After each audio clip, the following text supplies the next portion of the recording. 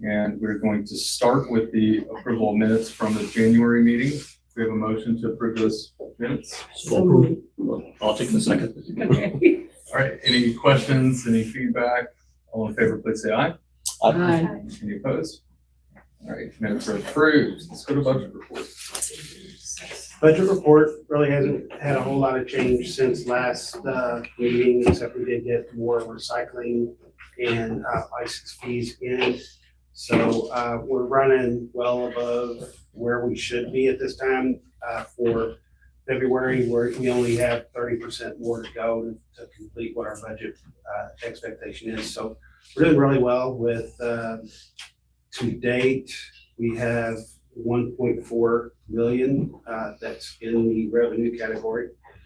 Expenses, we're running probably a little bit ahead of where we were last year, but still due to license fees coming in higher, we're still $263,000 above our below our revenue. So we're at 1.16 in expenses. As far as any expenses that the board in the last month, anything that's over 5,000 here has all been approved previously through contracts.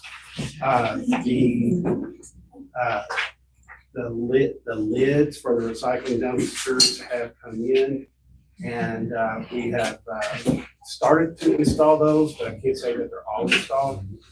They are better quality, so we're really happy with them so far.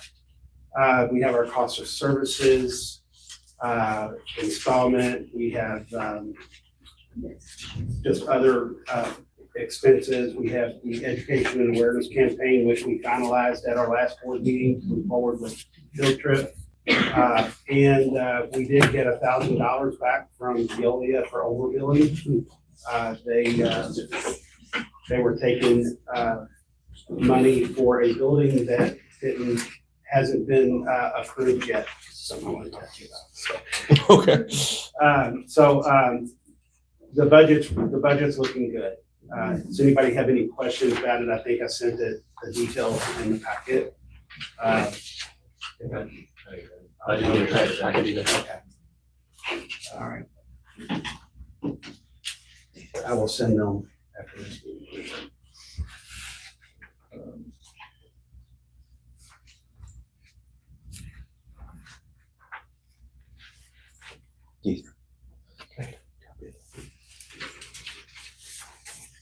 They're pretty well copies of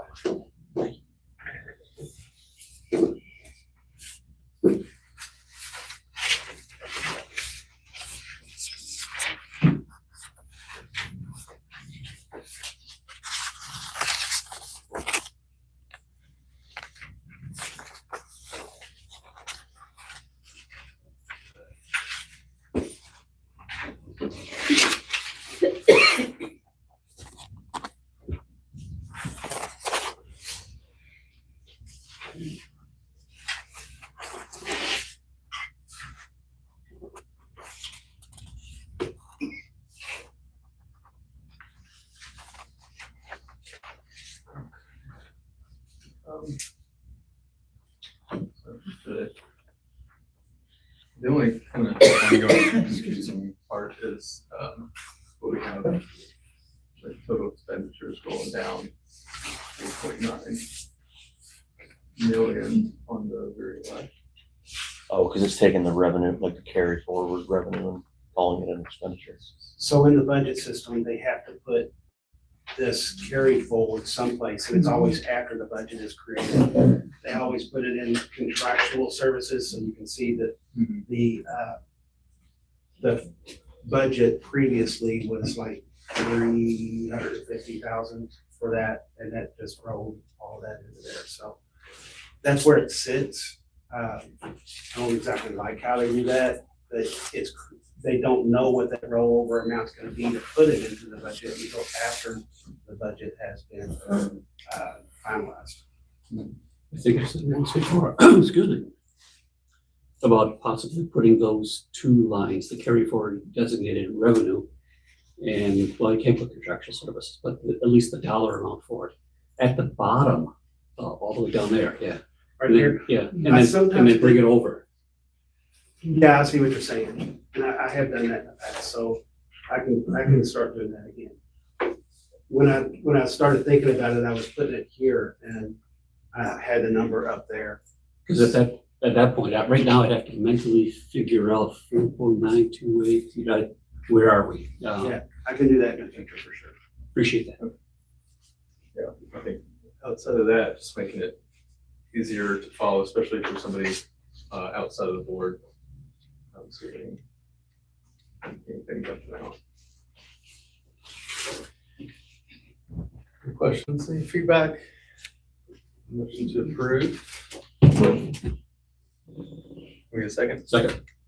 Any further discussion? All in favor, please say aye. Aye. Any opposed? All right, and budget report is approved. No correspondence to the board. We have a couple action items. The first one is gonna be for an Environmental Education Leadership Core Partnership.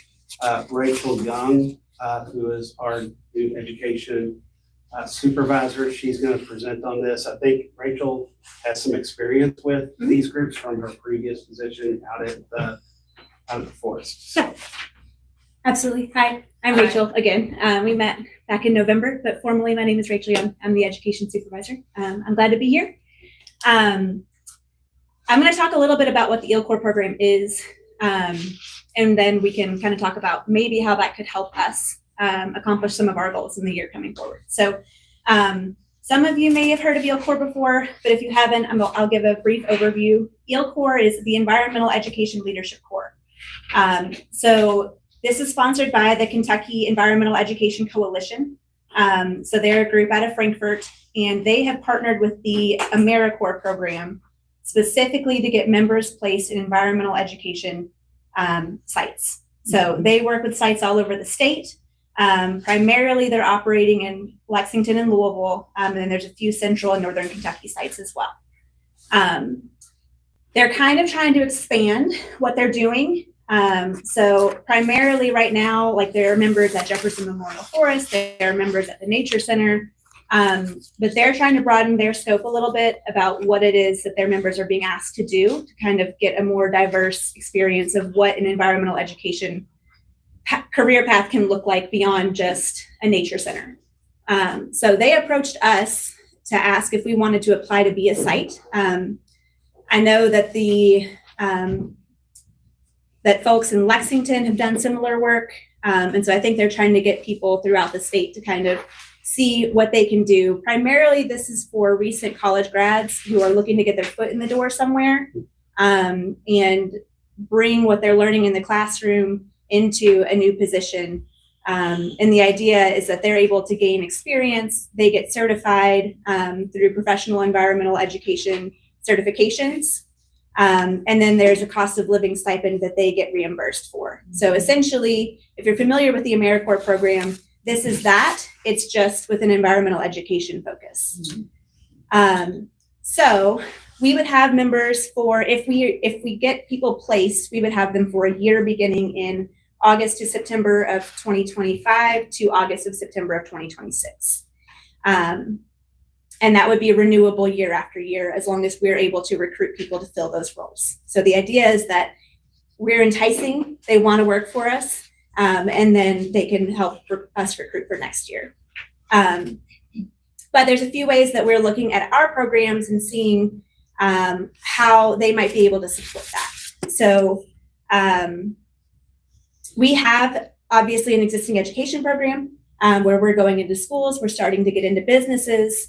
And EEL-CORE, the EEL-CORE model has a lot of experience with that, of helping look at environmental education curriculum, which there is one that exists specifically for waste. It's called Don't Waste It.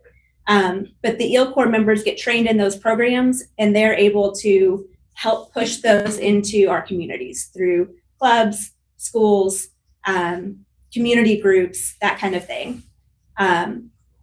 So in your packet, there's a position and expectations memo. So not the slides, but in the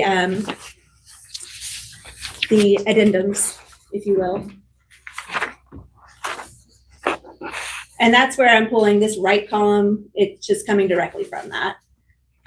So the education elevation program goal is for us to develop more sustained partnerships with schools. Right now, we'll go in if somebody contacts us and says, hey, can you come? And we'll go back. But the idea is that we're able to build longer standing relationships with schools and community groups so that they know our faces, they know who we are, and we can come back year after year. We can potentially do more than one lesson in a year in the same school to help get that message through. So the idea is that they would help with those. They would help analyze our lesson plans and help make edits to make them in line with science standards, and presenting that with alongside our business outreach programs. So the same things that EEL Corps members are traditionally trained in schools, we could apply to our business outreach programs in a different, obviously, more robust way. The second thing that we're looking at having them do, because they're 40-hour-a-week positions.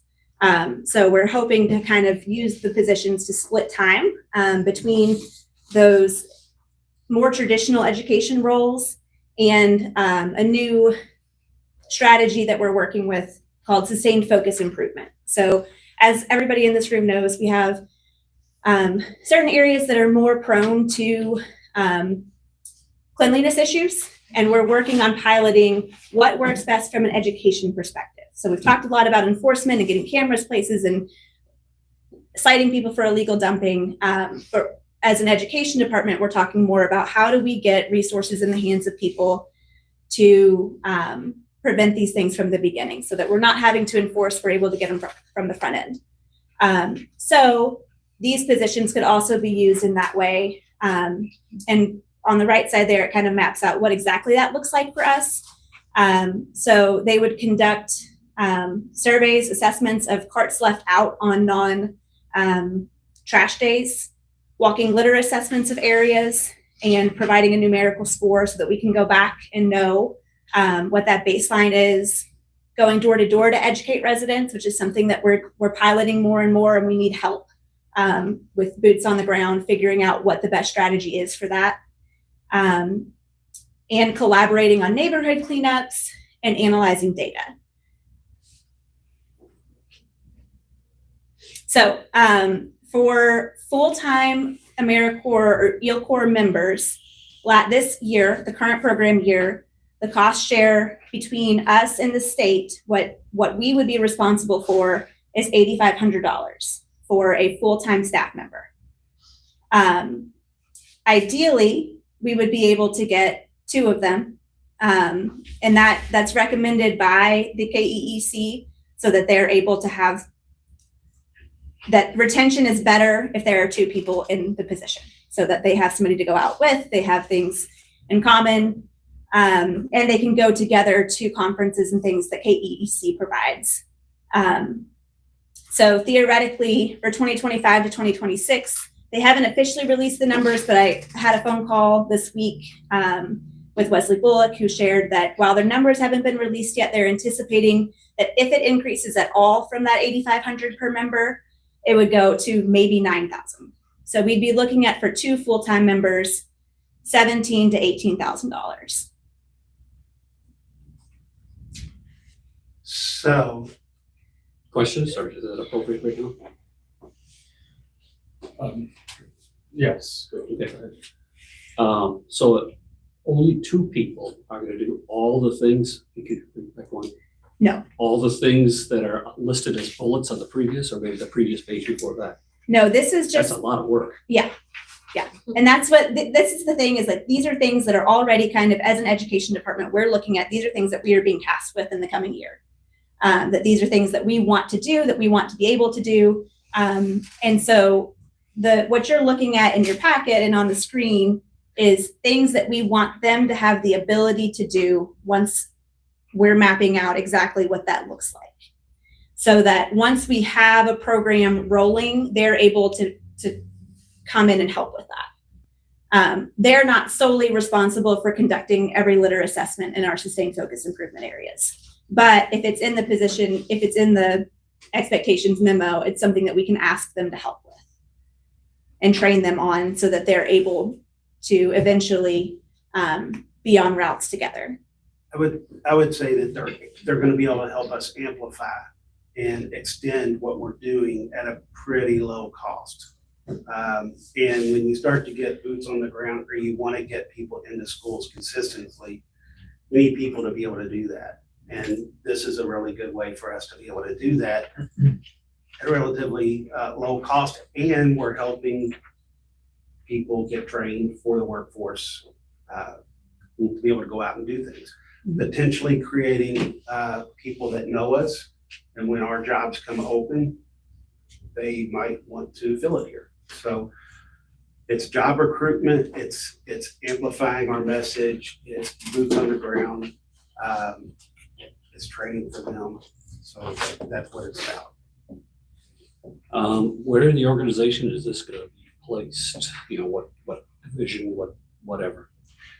So Is this recycling or? these would be placed within the Waste Management District's education department, because that's primarily what they're doing is education. We have never truly been able to get enough boots on the ground. Sometimes our Recycle Right team, whether it's out in the county, in the city, sometimes we don't have enough people, or we can't get a whole lot of ground covered because we don't have enough. Those type of people that can get boots on the ground and do that kind of stuff is really valuable to us. And one last question, I promise no more. Can you go back to the previous screen, please? Yeah, it talks about the business outreach program. These people could also go to the businesses and talk to them about doing more recycling or more reuse or more whatevers.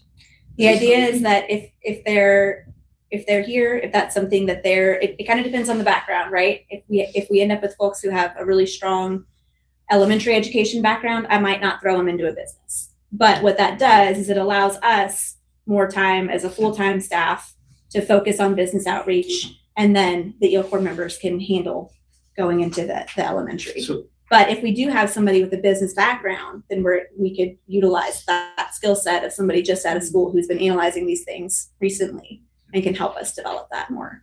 to add to that, one of the biggest things in our 5-year solid waste management plan was creating a business outreach program. We've not been able to do that simply because of numbers and time. We are building our education staff, which is great. And this is going to supplement that. I think it's as we develop, these people are going to be a part and help us develop. They're getting that education, but they're going to be able to help us do better in what we need to do. So we would ask that you guys consider this with an up to amount, because we don't know what the final amount is going to be. We do have some time, so if you guys want to take some time and consider it, that's cool. Do we have a certain time frame that we need to have it in? Karen, can you go let Kevin in? He's outside and he's locked out. Yeah. The application opens in March Okay, and is due in May. okay, so we do have a little bit of time. Does the program start July 1st or August 1st, like regardless of what, we wouldn't be potentially missing out on a time frame of having people on board if we, did something later than this meeting, or would that, I'm not sure how the start works. Not later than this meeting. I would say if we want to have a good idea of where we are in terms of applying for things, I would say we should know if we are able to fund it by next meeting. Okay. Or during next meeting. I don't know if you agree with that assessment, Pete, but Possibly. I think as this is developing, we kind of want to get up on the front end of it.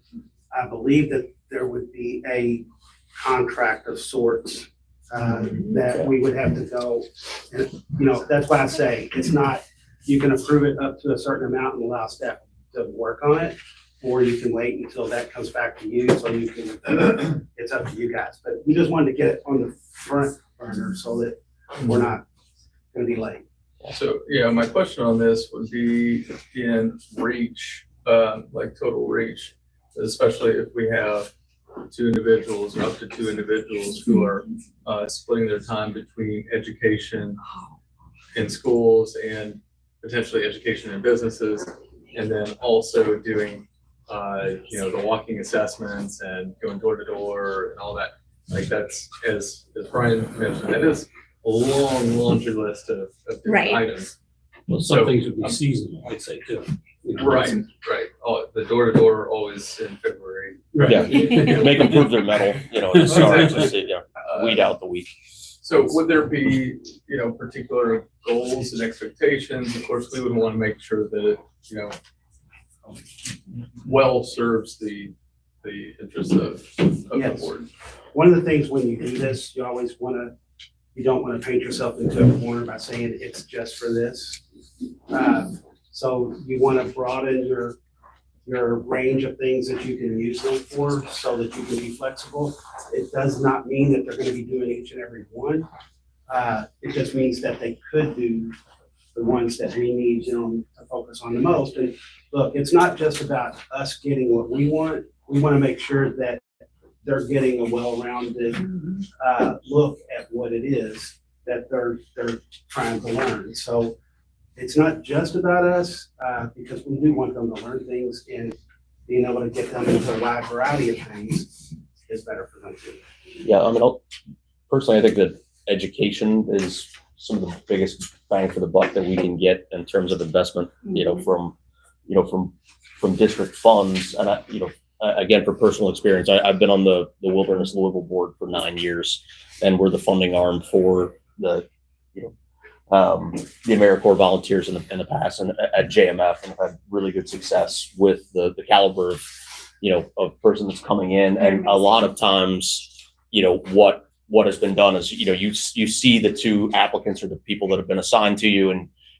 to your point, you see what their strengths and weaknesses are. There's going to be some broadening there. You're not going to, just have them do one thing, but it's like, hey, we would be wasting this person if we weren't putting them in a classroom, right? If they came with an education background, or, this person, would be a great fit for starting or being part of the initial business outreach program. So, I'm fully in support of it. Yeah, I like the idea of this as Yeah. a way to build capacity. I have some experience with AmeriCorps, and can be really valuable in that way, especially. I'm curious, just with all the federal cuts that are happening, have you all heard anything about the future of AmeriCorps? I mean, I know everything is just kind of speculation at this point, but. We asked them about that on the Yeah. call, and that was kind of their response too. Okay. It's a wait and see situation. Yeah. I think, but they did say they think that they have what they need for this coming year. So Okay. it's not going to slow it. It's not going to impact this cycle, but it could impact future cycles. Right. Now, all, Yeah. Yeah. Have you checked anything in the last month? Right. I say you move forward until you don't. Yeah, So totally. that's where we're at.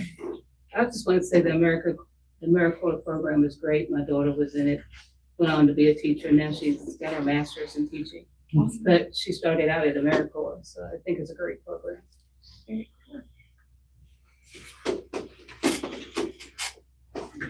Maybe a discussion of 1 versus 2. Yeah, I really like, do we have any kind of feedback or data from like a similar, similar positions in other cities, and kind of how that impacted Like a report education or from something? somewhere. Yeah, just anything like that. so we can Or make do we kind of have something from evidence-based, decision. from parks or natural areas with the JMF Like a definitive AmeriCorps? I mean, that report might of what be, they've been that might doing. be more applicable even than something from. Yeah, something waste. that we could see that would, justify, even, $18,000 of new funding. That funding does serve, the interests of the solid waste management board. So, I can look and see. I'm sure, I would think that KEC would have documentation of how, some kind of justify it. resource, yeah. I'll I do think some that digging. would probably help. And especially since this isn't like time is of the essence, we gotta do this urgently right now. I think that would help us make a more informed decision. Okay. Yeah, I can do that. So would anybody like to make a motion to table the educational leadership core member partnership for the March meeting? So moved. Second. Any feedback, questions? All in favor, please say aye. Aye. Any opposed? Just in the sense that I'd be in support of doing it now, but I'm not, not pushing back on the concept of getting more information. I just, Yeah. personally think I have enough, but I understand why other board members don't. Understood. Yeah. Yeah, so it's not a no, it's just since we're not in a rush. Yeah. There's no reason Yeah. to say yes now versus next month. Yeah. I don't think there's so much reason to kind of rush through it, but thank you. Thank you all. Good stuff.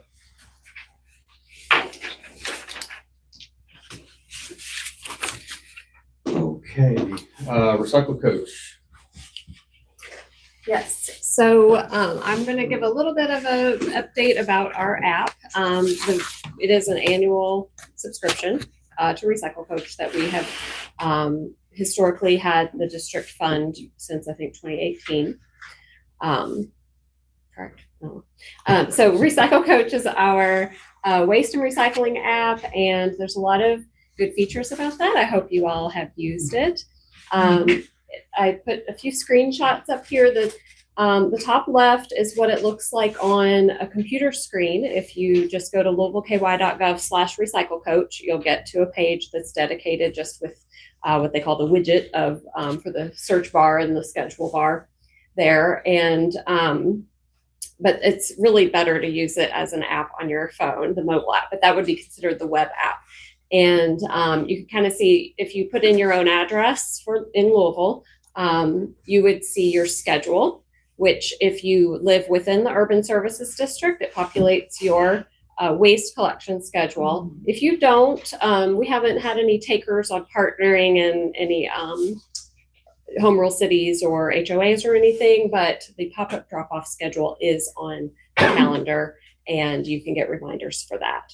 And then the other tab is the what goes where, and that is beneficial for anyone wherever you live, because you can type in an item that you're looking for information about how to dispose of it properly, and it will give you information. And if it's a drop off, it even goes as far to give you the address of where to go, for example, household hazardous waste drop off. There on the right next to that, I have the most search materials. That was last year.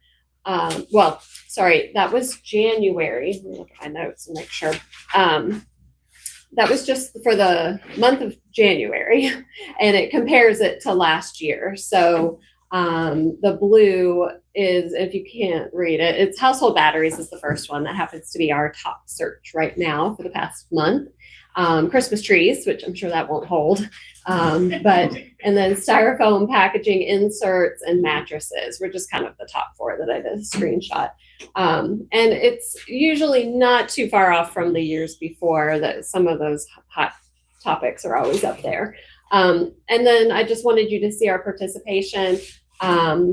The circle graph there, that is a report for the entire year of 2024 for new subscribers. So it's a little tricky to look at users because as you probably know, you might download an app and you might also delete an app. So that number doesn't always stay the same. You can sign up for reminders through the web app and just start getting your emails or your texts and never even have the mobile app. So that's kind of where it's a little strange, but you can see at the bottom, we have around 15,000 web app users and around 15,000 mobile app users. And that is for the current month. So it changes.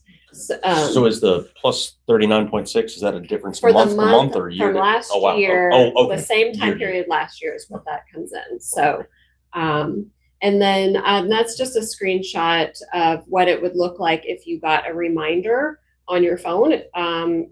We always recommend the mobile app because the reminders can just be a pop-up on your phone that just you see it and then it is like, that's cool, and then it goes away. Or you can always just do text or emails. But anyway, those are called push notifications. And then if you are if you're a mobile app user, I can actually send a push notification. For example, if there was terrible weather coming and we needed to postpone our pop-up drop-off or something like that, I can do a push notification so people know that right on their phone. And we would also put it out in other ways, but that would be like the best way to get your up-to-date information. And then the materials correct response rate, that is another tool that I use as far as education, because there's some kind of like discovery zones within the app, or some little questions they ask if you open the app, and you might answer like 5 questions, and I can see how people answer. And I look at that every once in a while to drive maybe a No Waste Wednesday trivia question, or some kind of education campaign that we just kind of want to push out through social media. So that was some of the results of Power Chord's magazines and calendars. It's basically asking a question of whether or not you should put it in recycling. And I guess a lot of people missed the credit card, gift card question, but I had already seen that, so I actually posted that recently as a No Waste Wednesday question. So. And we are up for renewing the contract in May. So, Pete, did you want to talk more about that? Yeah, so as we said, it's been an annual it's a subscription. It's all online.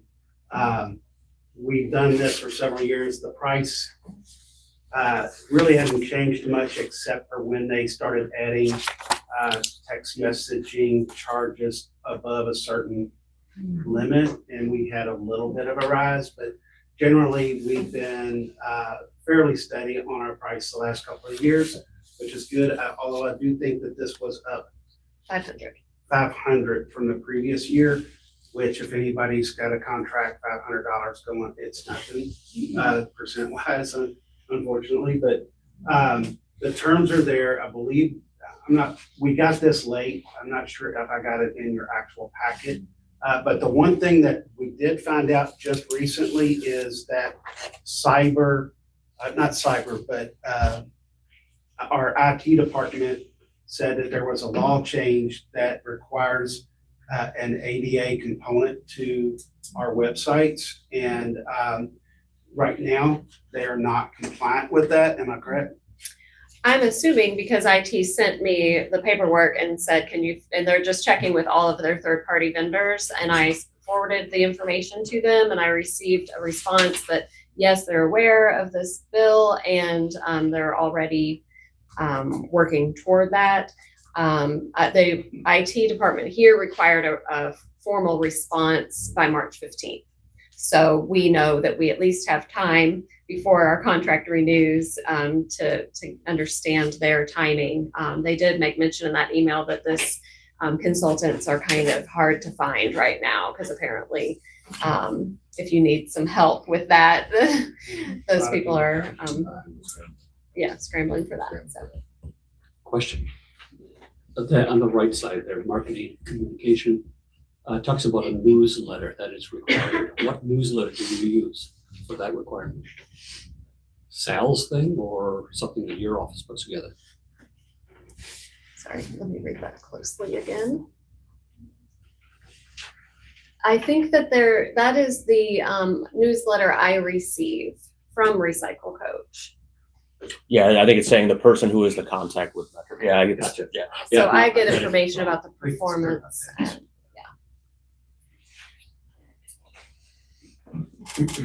You mentioned that you didn't have Partnerships, we can also opt out. Palm City, wrong name.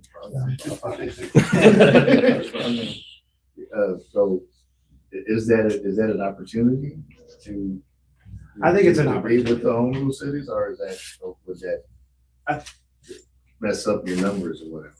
I think it's an opportunity that I think should be available to anybody out there. I do know it may run a little bit, but it's been offered every year. Yeah, as far as having home rule cities jump on board with ours. Yeah. When you, Yeah, when I you say have- it's been offered, like what's the? Well, what's I the have, format for it? I have a flyer Okay, that I have, forwarded to like Jack Will, and I brought it to the, last meeting when we were at the, JCLC meeting. Before that, it was just kind of here and there, trying to figure out if anybody's interested, but no. And early on, it was just add it on for free. And then whenever I reached to the, a few years later, there is now a fee for a home rule city, and it's based on population as to what that fee is. But I have the flyer. I can send it to you all just so you're aware. You might have gotten it, Sean, through another way. I'm not sure, but I did, I had the app, but I didn't get the file. okay. I'll forward that on so you all are aware that it is available. It just depends on the situation, because there may be a hauler that has enough of a feature, if every citizen in their contract has the same day, maybe they send out a text. I don't know. But if it's beneficial for an HOA or for a hauler or for a home rule city, then by all means we can talk. And the addresses are already within Recycle Coach. We just have to basically give them the data set that shows what day they would receive the reminders and what they would say. Yeah, I mean, it's a basic tool for like regular service schedules. I think it makes a lot of sense for where the only place that I could see it getting confusing is if there's a weather event or something like that. And if haulers, generally people get shut down because the landfill's closed, and that's what causes people not to be able to run. But then But you if one hauler decides to pick up next week and another one's on a 1-day delay, then Right, when you're on the portal as an admin, you choose, like, if I need to, I can't get down any deeper than just like Monday garbage. But if there's an issue with Monday garbage route, I can send it to everybody and even say like some of if you are experiencing delays, it would just be for that day. So it would be similar if a home rule city got on board. If it's added, I think that you would be able to treat that as an additional route of sorts. Right. And be able to do it for that individual city. Some of this would be the partnerships with home rule cities. Some of it would have to be partnerships with private waste haulers. But you, like in subscription areas, you couldn't do it unless you had hauler addresses. So, but you could do it wherever there's the contracted services, or you have a general boundary, and everybody within this boundary is in it. So that's basically how that would have to work. The city of Chavez has their own. Right. Waste and recycling. That might be something we could use. Okay, yeah. And do you have any idea what that fee would be? Because it's, right now, this is primarily serving like urban services district. Yeah, as far as the collection reminders, because that's the only addresses we have in the database with attached collection days.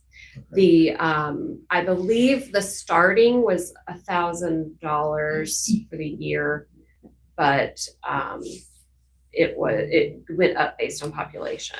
But it's on my flyer that I didn't pull out. Well, I'm not so much worried about the number. Yeah.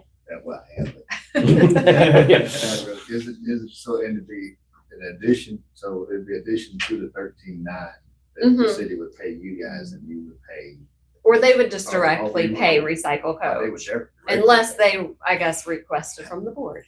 Yeah, all those options are there. I think that if there's a way for the waste board to do that and provide that, I can't speak for you guys, but if that's what you guys decide to do. Well, I'm I not would saying apply. provide it, I'm saying them pay the waste board and the waste board pay that. I'm not saying we pay for them.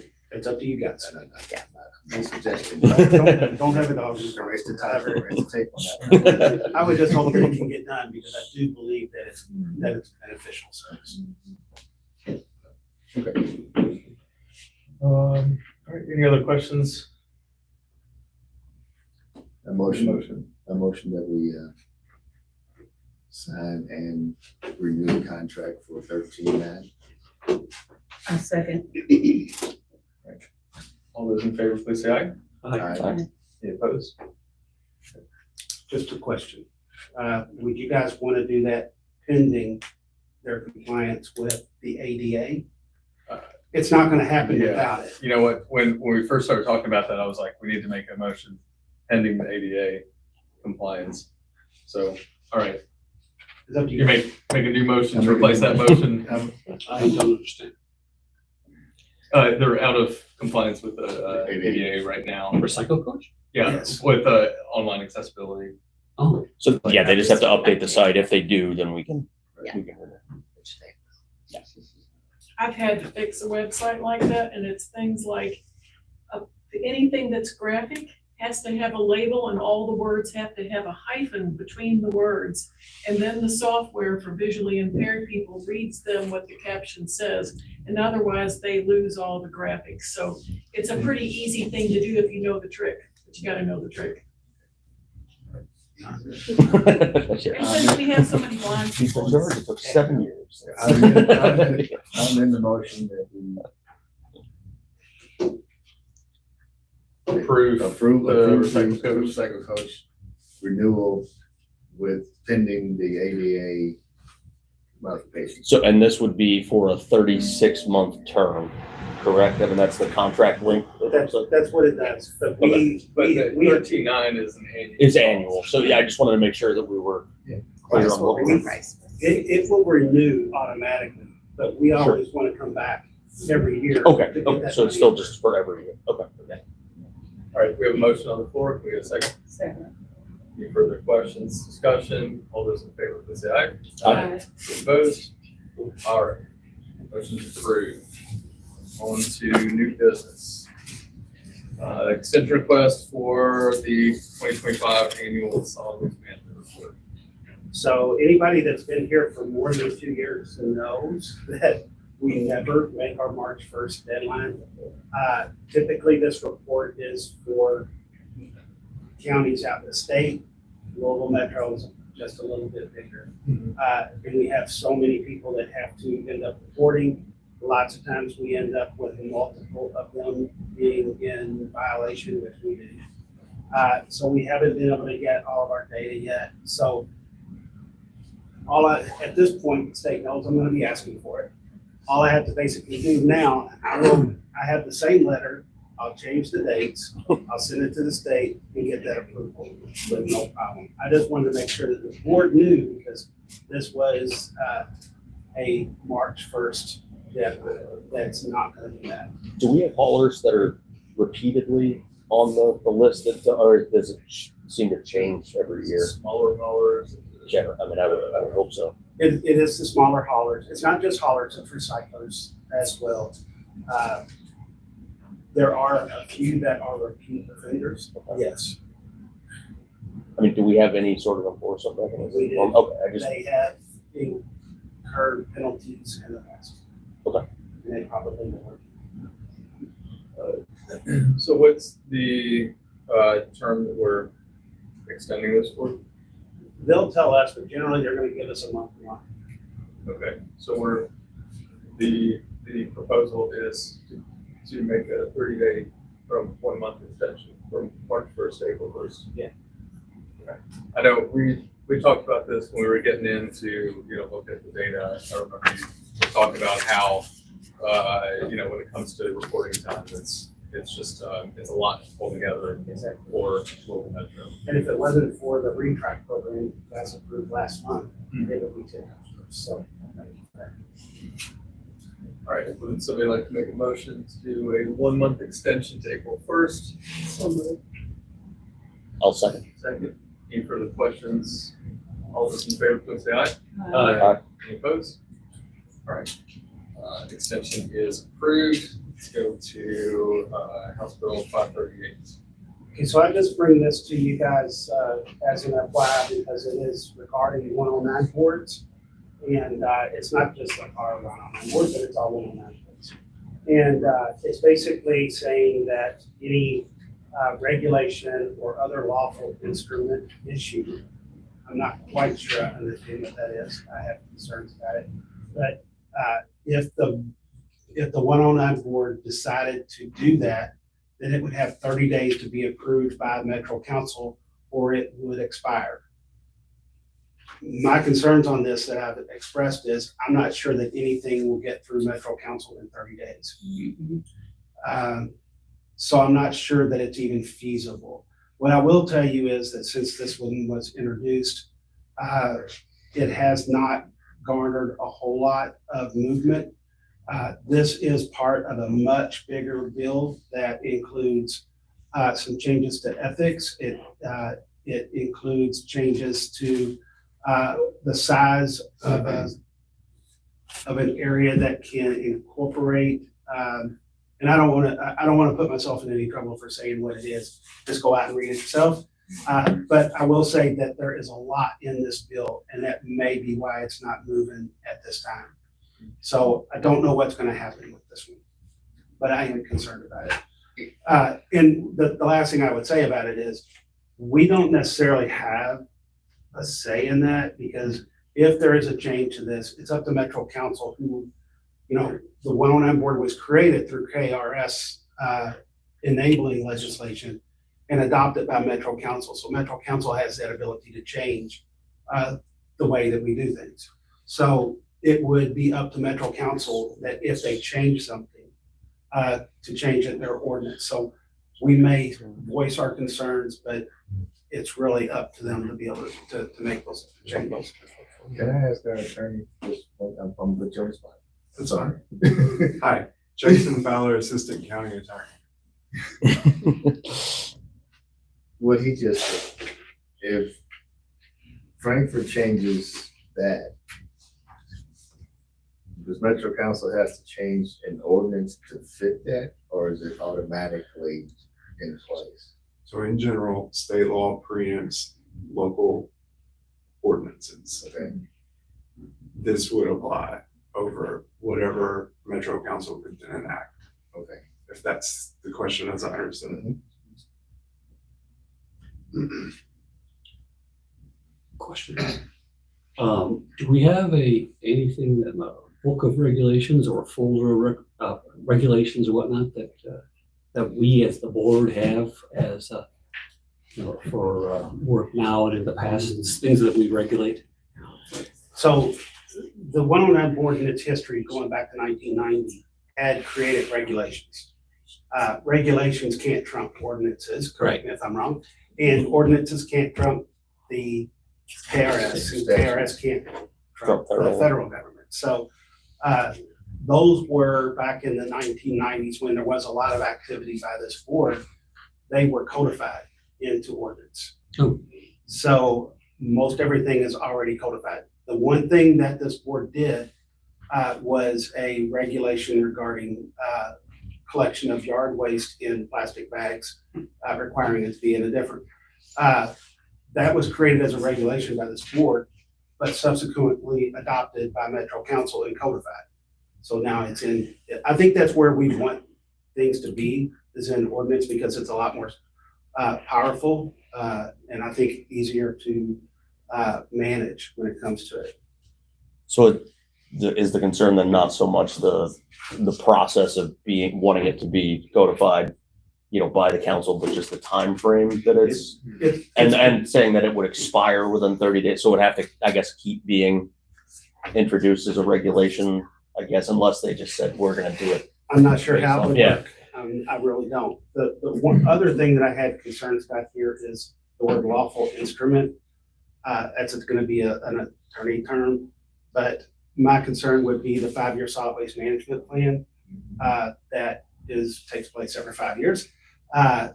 Does that have to now be approved by Metro Council if this passes? And if it has to be approved within 30 days, there's no way. I mean, it takes us a year to do it, much less to be able to get it approved at the next level in 30 days. It's not going to happen. And that is a required statutory requirement upon this county to do. So if we can't pass it out of Metro Council within 30 days, then we can't submit it to the state and we would be out of compliance with the state. Is there a day requirement already in the KRS somewhere that we're already complying with? And would this be a conflict with that? This is an additional KRS that is being added. Right now, the Metro Council enacted an ordinance that said any regulation that's passed by this board has to be provided to the Metro Council. It doesn't say it has to be approved, but we have to notify and give it to Metro Council.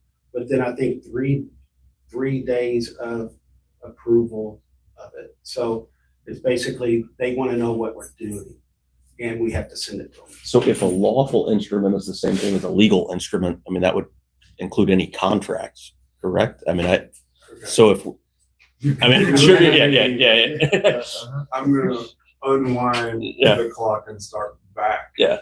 And say, we're shooting at phantoms here because this is proposed legislation. Yeah. Right? Sure, yeah, sure. And I don't generally ever give legal opinions on proposed legislation. Only the likelihood of passage or not. Yeah. 2 members of Metro Council. Yeah, I just didn't know if legal instrument or lawful instrument had a generally And let me accepted tell you why definition. I'm gonna dodge you again. That paragraph says 15 on it. And I'm gonna assume somewhere around paragraph 1 is a definition. Definition of what the, yeah, And in that, there's gonna be something probably defining lawful instrument. sure. I have no idea what they're up to. Okay, so I don't generally, Sarah Lynn, I got you. We're gonna find it. Oh, I've got you now. I'm texting it over to you. There you go. Since I just pulled it up, I may as well. worry over, well, laws until they're laws. So, yeah, it sounds like a kind of an FYI for now. It is. All right. It is. If anybody's really concerned about it and they wanted to address their legislators, I think that would be up to them to do. All right. And based upon our discussion, I think I'll skip through this one. Just House Bill 88, and it's regarding terms of 109 district people. Everybody knows that we've had very difficult time finding certain positions here. It just saying that after 60 days, that the position is vacated instead of that person being able to serve until we find somebody else. It'll mean that there'll be, when another term expires and that person leaves, the last time that we did it, it stayed vacant for 2 years. Because we just could not find anybody. So what it's gonna mean is less representation for that area of the county. So we'll leave it there.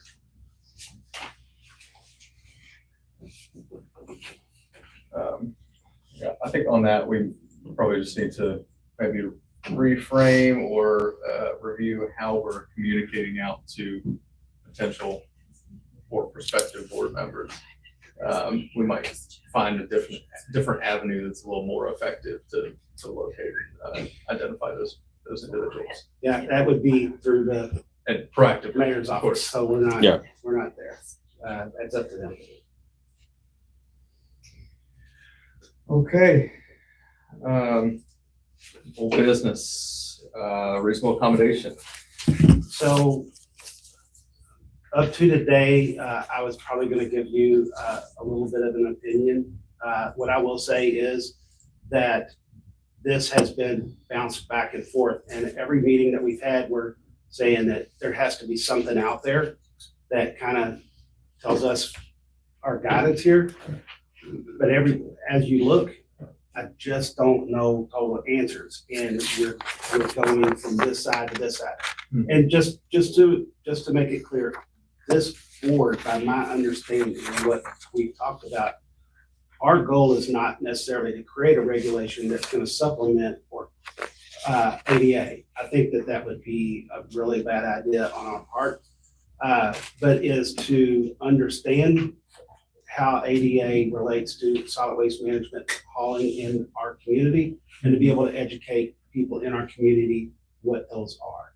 I just don't know that we know what those are yet. So I'm gonna ask that we go ahead and table this if we could. Let us continue to research, please. If you all see something out there, let us know. But I know the county attorney's office is going to continue to work towards finding some good advice. The problem is, I think if you can't find case law on it, you have to look at principle. I'm not gonna try to put words in your mouth, but it's just a difficult thing to I've look at. taken a good look. I mean, I'm willing to hear this board's concerns around the ADA. This board might find me unfamiliar in responding to its questions. I don't understand this board's concerns around the ADA. It seems to get your attention just from what we discussed earlier. I can tell you my background is in housing discrimination. That often involves reasonable accommodations, and it often involves the federal government. So I'm happy to entertain questions around the ADA in a limited way, and would again,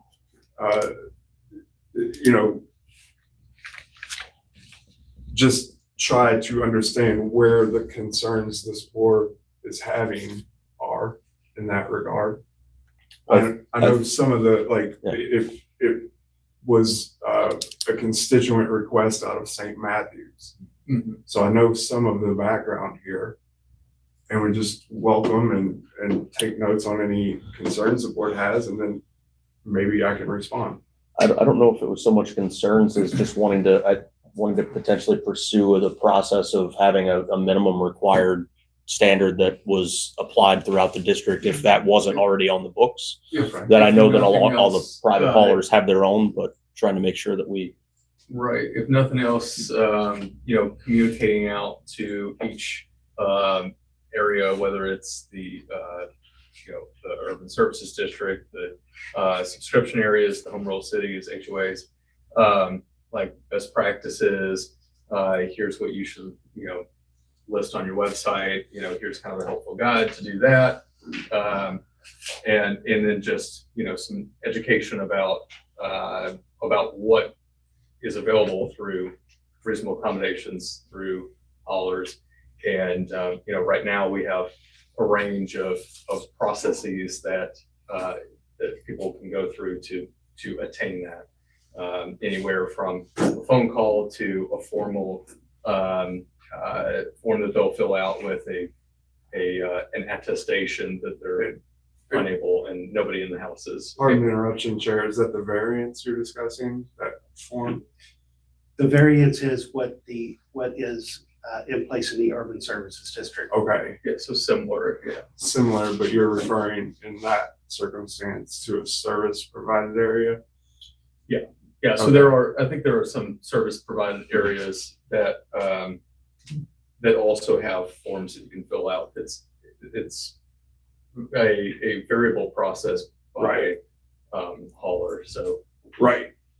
We see uniformity in the urban services district and less uniformity outside of it. Is that the general, fair to say? Yeah, and I think there's just a lack of knowledge, I think, from especially residents of home rule cities, and sometimes when they're calling in and then they're being told from a customer service rep who may not be in a city that no accommodation is permitted, or so it's just making sure that rather than proscribing something specific that might be in slight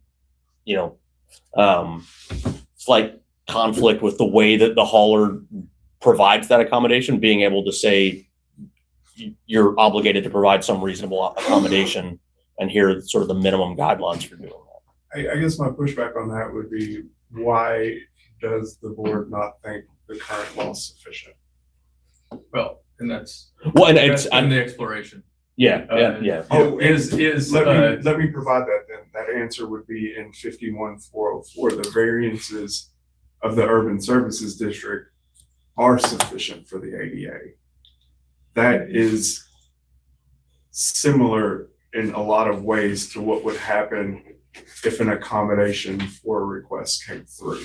So, I mean, I think a lot of this is just our ignorance of the way that this process is and should work. But if we're saying that the USD's variance is is accounts as a reasonable accommodation, is there something that we can, It doesn't, it provides a process. Okay. right? That's how these That meets things the are. standards. That's basically. things, right? It provides a process where proof is taken, Right. cost benefits are weighed, okay, right? And that is accommodations, right? That's reasonable accommodations. Yeah. And they break down on a lot of different levels from federal to state to local, okay? I looked at St. Matthew's ordinances before I came down, that's why I was late. They have a disability hearing process written into their ordinances. A lot of administrative law requires that you check off all the boxes on administrative law down the list before you even apply for a reasonable accommodation. So I'm happy to advise this board on those steps that its members can take to avail themselves of the processes that are there in the law. So I'm the one that started all this stuff, so I'd like to clarify. It is not a matter of different processes by different jurisdictions. It is some jurisdictions are providing zero accommodations, some are charging money for the accommodations, and some are responsibly addressing the problem. Correct. And I provided a lot of documentation on this at the get-go from the Center for Accessible Living about how this works when it's government or if it's a contractor working for a municipality. And I'm not sure it got spread around. I would say that this was a very recent ad that he has not had enough time to take a look So at. I'm not understanding the ask of government there. So the service is provided, and unless that service is creating discrimination, or in the case of a civil rights action, would be shown to prevent the unjustified segregation of disabled people, the government's not going to have any requirement to change its program to provide a specific service. What the government does have is published variances that it will issue to people who request an accommodation. St. Matthew's in particular has a hearing process for people who would like to avail themselves of an accommodation request. Generally speaking, administrative law judges will not hear a request unless that administrative process is exhausted. And my advice is to this board, not members of the constituency that this board serves. So unless this board has a question regarding ADA, that would conclude my statement on the subject. So the question would be, can haulers charge, a fee for a reasonable accommodation? Let's clarify what the accommodation is, that may help. These municipalities are using roll carts, and the roll cart has to get to the curb. Some people aren't able to get the roll cart from the back of the property to the curb, and you're not supposed to leave it at the curb all the time.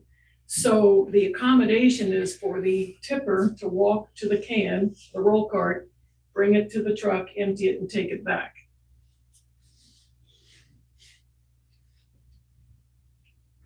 Again, there's a process for these accommodations to be made, and I've not heard a question beyond the chair's question. Would a urban service, it's not just urban service. I mean, like we represent the entire waste district, which is, would a private contractor be required, or do they have to charge a fee to cover that would be based on their contract and the terms that are in that contract. That's, So I think I think that now we're getting down to the nitty gritty here. We're the urban services district for city of Louisville, but we have representation from the home rule cities and the waste management. Well, and the waste district is the entire county, the entire consolidated Okay, area. does this board, okay, I guess, let me just say it. Sure. Can this board tell the waste haulers, you must provide this accommodation for no fee for infinitum? Can this board do that? is this board a court with jurisdiction? Don't be so damn technical. Come on, we're trying to get the problem solved. We don't understand, which is why we're asking the question. Yeah, No, No. it's not. The Kentucky State General Assembly has enacted courts Okay. with jurisdiction to hear claims. Got it. Okay. Mhm. The city, the consolidated local government has enacted ordinances offering a hearing for people to request accommodations.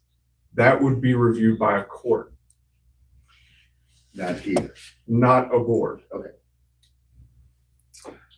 Okay, I think we need, I would hear a motion to table. I'll also. Second, Yeah. Second. Second. all in favor? Aye. Any opposed? Okay. Tabled. 2025 Education Outreach Campaign. Yes, so we have announced to you previously about, and actually you all gave us permission to do the kind of retainer with Field Trip as a vendor. So we were able to meet with them and we had like a discussion and planning time. We've actually met a couple times now and we've set up bi-weekly meetings with the education team and Pete. So these are some of the slides that they had for us are what's part of this presentation. So this lists the 2025 goals that we discussed, driving service, or I don't even have to say, I need to read them. And part of our kind of kickoff longer meeting was to fill in the blanks of this type of chart here. So the idea, and some of the information that they had were from when we first got them on board. So we had some long discussions about our goals and topics that we want to cover. So they had some of this already filled in, and we just sort of changed it based on our new discussions. So filling in this with the themes of litter, recycling, yard waste, bulky waste, and hazardous waste, and what we wish people knew, what misconceptions might exist, what do we want people to do and take action, and what does success look like. So these are some of the notes from that and how it will kind of drive our future meetings and our future plans for these campaigns. So if you recall from the, contract, there's these mini campaigns along with the larger one similar to what we've done the past 2 years.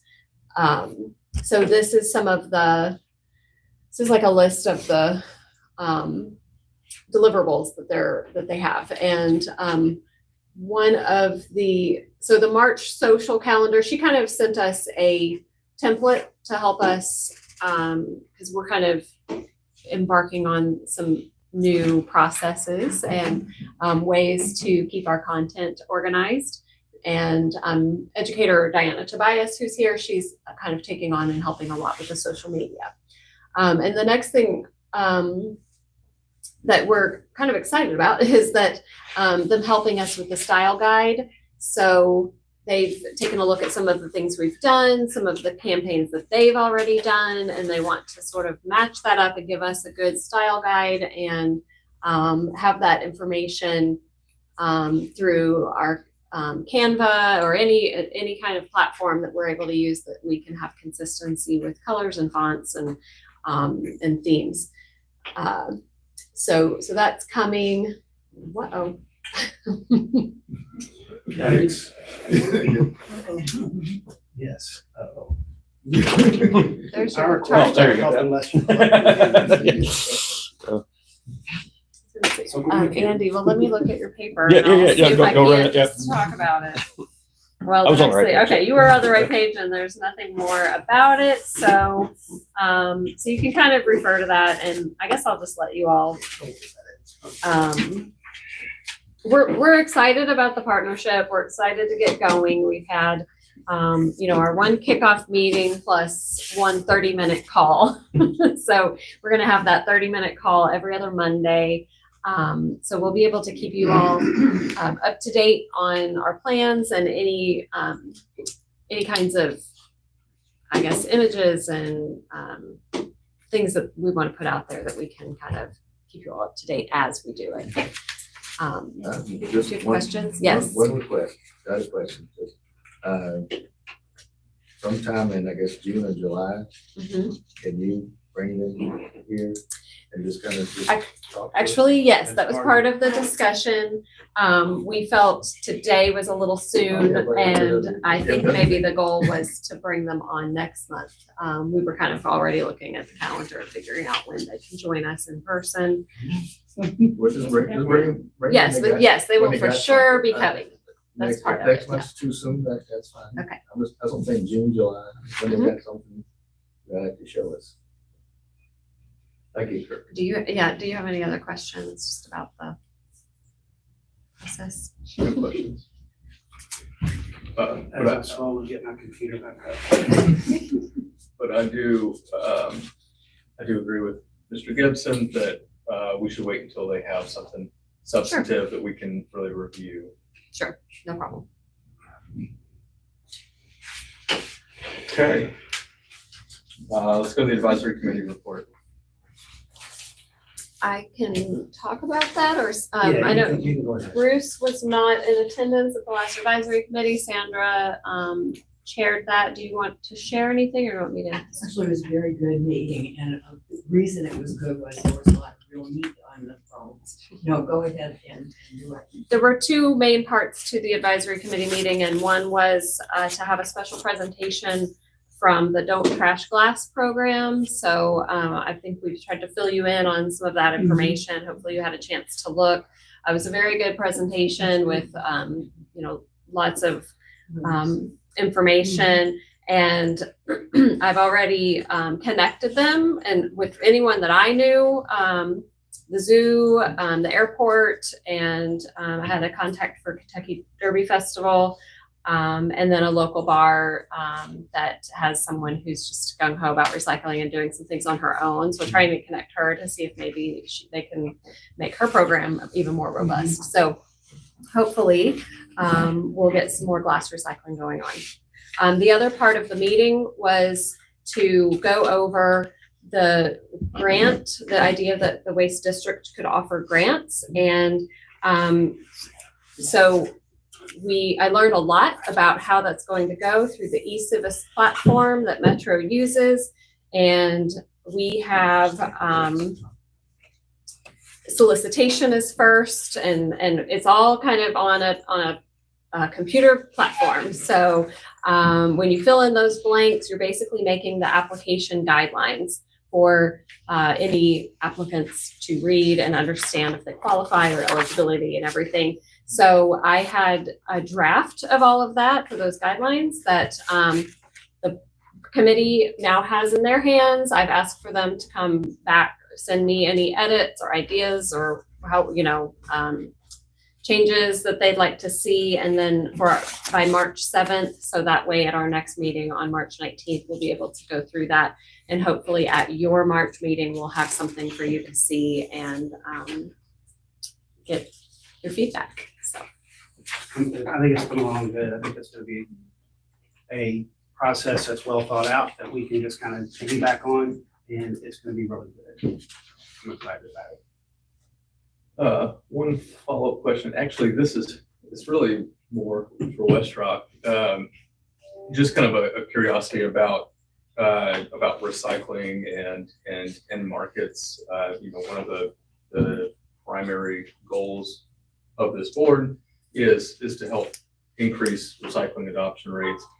To what extent would we have, I guess, either, support the process or especially like end markets, like how have we seen that kind of develop and do we have the sufficient end markets for, say, if we had a 20% increase or even a 10% increase in recycling adoption, would we have sufficient end markets to support that? Yes. So you mean the end users or the materials going to become something else? Correct. Yes, absolutely. Okay. So yeah, and that's the thing too that's cool about it is constantly trying to find new outlets for the kind of the recycle, but they're not a huge market for them yet, or there's something, one variable about them is different than what we already take. So we're still always looking for new outlets for those to go to. And while paper and cardboard are what we really, really want, we take a lot of plastic, we take metals, e-waste, everything. Yeah. A lot of times the plastic, we may have to table while we search and search and search, but we really keep trying to find somewhere so then we can reach back out and say, hey, we found an outlet, we can take it now. Perfect. So. And have I shared with you our end users, the data on It was that? part of the where they contract. are? Yeah. It was in the Yeah, contract. okay. Yes. that's But is that right. something that you could provide to the board, like, so that they could see? That'd be really Absolutely. I Just think what that we're doing with it. it was. You may have already provided done to it, the but board. it may have been. Yeah, it was. Before we all signed the contract, it was. No, wait a minute, that's a city contract. I was like, hold on. Yeah, I'm getting the contract. Yeah. That was a city contract. But yeah, it's open record, so I don't think there's any problem with doing that. I don't. It's in our presentation, so yeah, Yeah, it's no problem. Awesome. it just kind of tells you where it's going, more What it so becomes. what it becomes. And then, lastly, I'd love to see a time where we kind of either co-brand or work with, all these different areas of Louisville to help, like Rumpke has, for Linden. They have those really cool cards, kind of like what we had, printed. They have these great cards and they have, all the different recyclable materials on there. And it's co-branded between the city of Linden and Rumpke. So, if we could do something similar to that and make that available, I think that'd be a great resource. That is part of the 5-year solid waste management plan, and I do believe that we've worked with the two different MRFs, because that's really where the material's going, to make sure that we had a list that works for everybody. And then we created that card with, I think, all of the haulers. And we can also, if a home rule city or organization wants to have their own, we can put their logo into that and they can hand it out in just their little area. So yeah, that has been created.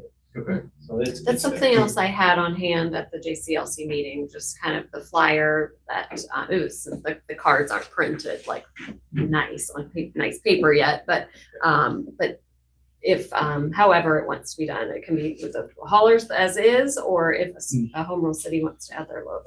Yeah, I think that'd be really valuable, and especially if we can maybe email that, like a lot of times paper gets kind of lost in the shuffle, but if we can email that, ahead of the March JCLC meeting, then the JCLC board can review that and hopefully disseminate that out to the cities. I think we got all the approvals for that from all the different haulers or something. I'm not really sure. Yeah, we did. Okay. So staff report, We have one item on that. Replacement of disposal facility. oh, I thought we already got through that. Yes, replacement of disposal facility. Yes, so the ordinance and says that this board needs to have one standing committee. The committee makeup was decided during the creation of the bylaws. what you see here is the way that this board set up the different appointees. And just keeping in mind that this was set up to be representative of the industry, environmental groups, citizens, and government. So it was meant to be balanced. Your committee is meant to be balanced so that it hears all sides.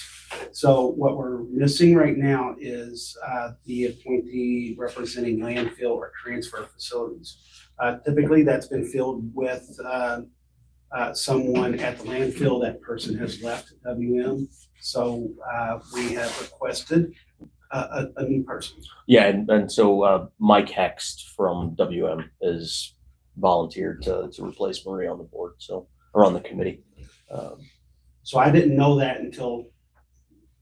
Yeah, so they had sent an email out to me, and I, right before I came, I'd let them know, okay, Mike will be on the board. But, So there'll be an action item for you guys to approve Mike for that position in the next meeting. Okay. Okay. Any questions? Go on to staff report then. So we had one of the reasons why I've been so rushed today is we've had this waste and recycling conference all week. It was attended by multiple people, myself, education team. I think Marie F. was there. We had attendance by several people from the Solid Waste Management Services Department as well. And it was a pretty good conference, and I think that there was a lot of learnings. I will just point out a few things. I know we're running pretty close to time. For me, I thought there were several really good ones. One was the PFAS update, the forever chemicals. Kevin can probably talk a whole lot better about that, but that's a pretty big issue. Yeah. Another one good for me was household hazardous waste, small quantity generators, because we operate a household hazardous waste site. So getting some more insight into that was really good. The solid waste planning practices was really good, but it's something that we've been doing, so I'm not sure that anything was jumping up and surprising. But other people that have not really had a class to show them what they've done, I think for the future, that was a really good class.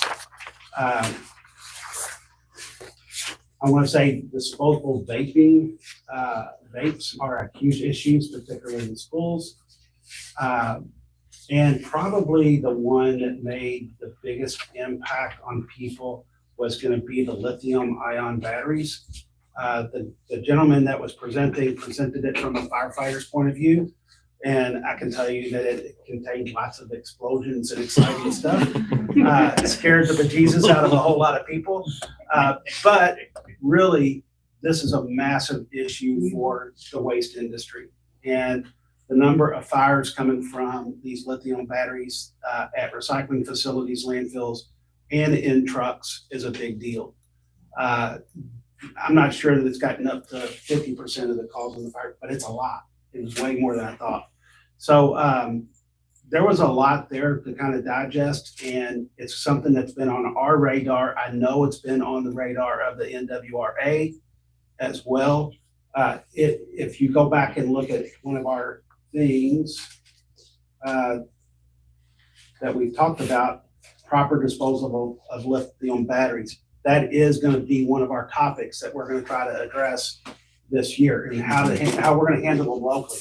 I think there's going to be a lot of stuff going on nationally about these lithium batteries, but we need to be able to tell people what to do locally. So that was a really big one for us, and I thought it was a good conference. I don't know if anybody else wanted to jump in and give any of their input. Can't believe you didn't shout me out. Oh, man. Coffee, talk about all these other people.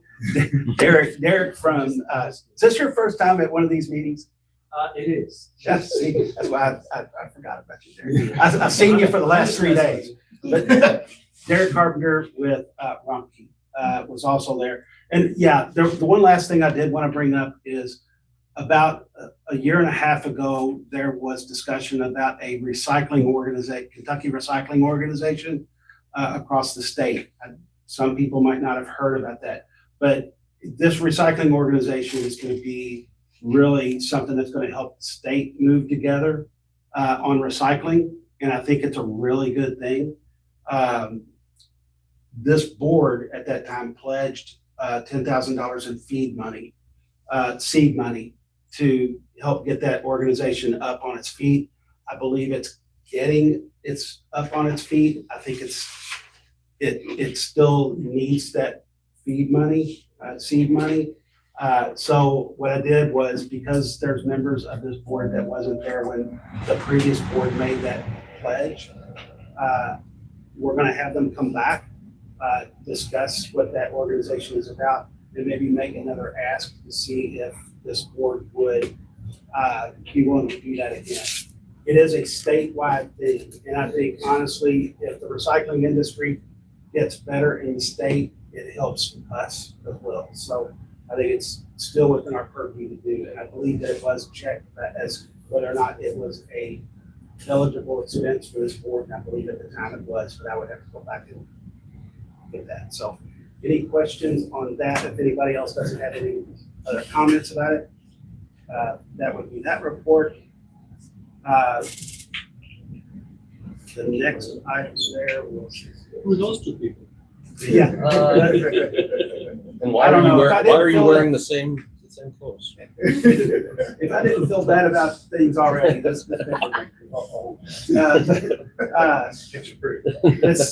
the presentation went well. We can provide that to people. I think it was well received by the JCLC, and I think that there was learnings all around. Pretty positive. We'll see how, we want to continue to build trust and mutual cooperation. So I think that it will continue to pay dividends with us working together. So I thought it went well. Sean was also presented. So how did you feel about it as a JCLC person? Yeah, I mean, I think it went pretty smoothly. He was worried that he was walking into the lion's den, and it was very much not the case. But situations or opportunities like helping with the recycling bars and providing just suggested guidance or resources or something like that. If we want to provide something for, this is how you tell your residents that there is reasonable accommodation or something like that. Those are opportunities where we can, continue to work together and kind of work toward the same common goals. But I think it was good. And are you okay with sending out the presentation to the board? Absolutely. Yeah, absolutely. Kevin, you did it as well. Yeah, I was in the crowd, so that was good. It was well received. I actually took the picture. Wearing multiple hats, right? Yeah. I took the picture, so. Kevin's not in the picture. I was back in the back, but I saw a lot of heads moving. The questions were mostly on point. Mr. Flood did an excellent job of reflecting and answering. So I thought it went well. Okay. Anything else? All right, let's move to the cost of services update. No update. We continue to gather data. We have some looking at what we gathered, making sure that there's no weak points, trying to address any weak points that we have. So I think that's part of where we're at, and also getting ready to, I believe, start on the solid waste management services side of things, to look at the cost of services here. So that hasn't been started yet, but that's soon. So really not much to report. Do we have any sample data that we can have available to us to review at least by next meeting? If you put out sample data, it is what it is, sample data. And I just wouldn't want to put it out and that it be wrong. And people already have an idea. So I would prefer not.